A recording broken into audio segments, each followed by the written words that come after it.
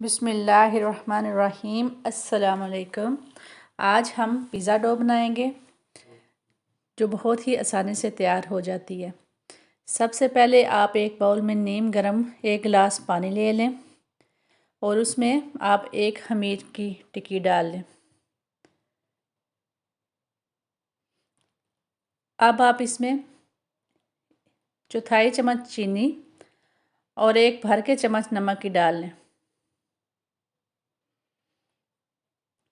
اس میں آپ 1 یا 2 چمچ کوکنگ آئل کے بھی ڈال سکتے ہیں۔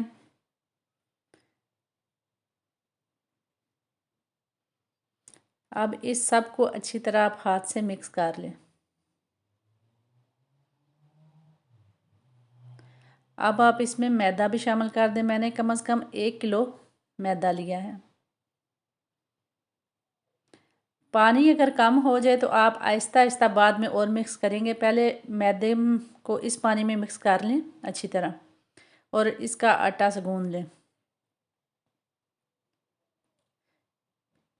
اب میں نے اچھی طرح آٹا گوندھ کے اوپر آئل تھوڑا سا لگا دیا ہے تاکہ اوپر سے آٹا خشک نہ ہو، اور اس کے اوپر پلیٹ رکھ دیں یا کوئی بھی چیز لگا کے کور ہونے کے لیے رکھ دیں۔ یہ دیکھیں جی 1-2 گھنٹے کے بعد کتنی اچھی طرح رائس ہو چکی ہے۔ یہ دیکھیں ماشاءاللہ۔